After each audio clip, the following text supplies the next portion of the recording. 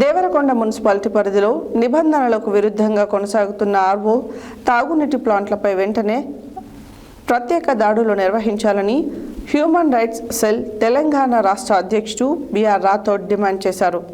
Municipality పరిధిలో సుమారు 40 RO ప్లాంట్లు పనిచేస్తున్నాయని, అనేక ప్లాంట్లు ఎటువంటి చట్టబద్ధమైన అనుమతులు, లైసెన్సులు లేకుండా నీటి నాణ్యత పరీక్షలు చేపట్టకుండానే యథేచ్ఛగా కొనసాగుతున్నాయని ఆయన ఆరోపించారు. దేవరకొండ మున్సిపాలిటీ పరిధిలో నిబంధనలకు విరుద్ధంగా కొనసాగుతున్న ఆర్వో తాగునీటి ప్లాంట్పై వెంటనే ప్రత్యేక దాడులు నిర్వహించాలని హ్యూమన్ రైట్స్ సెల్ తెలంగాణ రాష్ట్ర అధ్యక్షుడు ఆర్బి రాథోడ్ డిమాండ్ చేశారు. మున్సిపాలిటీ పరిధిలో సుమారు 40 ఆర్వో ప్లాంట్ పనిచేస్తున్నాయని, ఫ్లోరైడ్ ప్రభావితం ప్రాంతమైన దేవరకొండలో ప్రజలు ఈ ప్లాంట్లపైనే ఆధారపడుతున్నారని ఆయన పేర్కొన్నారు. అయితే అనేక ప్లాంట్లు ఎటువంటి చట్టబద్ధమైన అనుమతులు, లైసెన్సులు లేకుండా నీటి నాణ్యత పరీక్షలు చేపట్టకుండానే యథేచ్ఛగా కొనసాగుతున్నాయని ఆయన ఆరోపించారు. సక్రమంగా నిర్వహించిన ప్లాంట్ల వల్ల ప్రజల ఆరోగ్యం ప్రమాదంలో పడుతుందని, ఫిల్టర్ల, మెబ్లెన్ రసాయనాల వాడకంలో లోపాలు ఉంటే కిడ్నీ వ్యాధులు, జీర్ణాశయ మరియు చర్మం సంబంధిత రోగాలు వచ్చే అవకాశం ఉందని రాథోడ్ ఆందోళన వ్యక్తం చేశారు.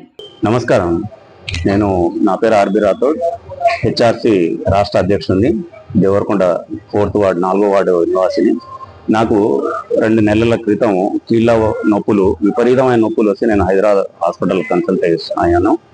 డాక్టర్ గారు అన్ని పరీక్షలు నిర్వహించి మీరు తాగే వాటర్ ఏందని అడిగితే నేను మినరల్ వాటర్ తాగుతున్నాను సార్ అంటే, ఎప్పటి నుండి అంటే 2 నెలల నుండి అంటే ఇమ్మీడియట్గా దాన్ని మానేయండి, మీకు కీళ్ళ నొప్పులు అన్ని తగ్గిపోతాయని చెప్పారు.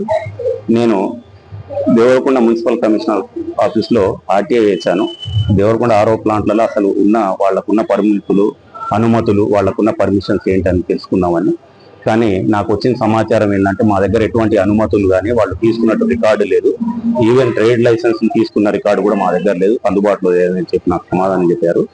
నేను దానిపై సంబంధిత అధికారులందరికీ కూడా పొల్యూషన్ డిపార్ట్మెంట్, ఆరోగ్య శాఖ వాళ్లకు, కలెక్టర్ గారికి, విజిలెన్స్ డిపార్ట్మెంట్, ఆర్డీఓ గారికి, దేవరకొండ మళ్ళీ కమిషనర్ గారికి కూడా నేను అప్పీల్ చేయడం జరిగింది. మీరు తనిఖీలు నిర్వహించి అక్రమంగా నాణ్యతలు పాటించకుండా, ఎటువంటి పర్మిషన్లు, అనుమతులు తీసుకోకుండా అక్రమంగా నడుపుతున్న ఆరో ప్లాంట్లు ఉన్న దేవరకొండ ఆరో ప్లాంట్లు అన్నిటిని కూడా తక్షణమే మీరు తనిఖీలు నిర్వహించి ఇల్లీగల్ నడుపుతున్న వాటిని సీజ్ చేయని చెప్పి నేను దరఖాస్తు కూడా పెట్టడం జరిగింది.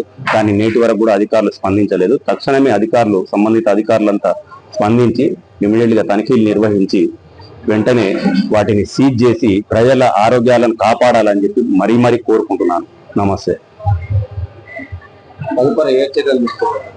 తదుపరి చర్యలు మీరు తీసుకునే చర్యలను బట్టి మా స్పందన ఉంటుంది. జిల్లా స్థాయి అధికారులు స్పందించకుండా ఇదే విధంగా నిర్లక్ష్యం వహిస్తే మేము రాష్ట్ర స్థాయి అధికారులను సంప్రదిస్తాం.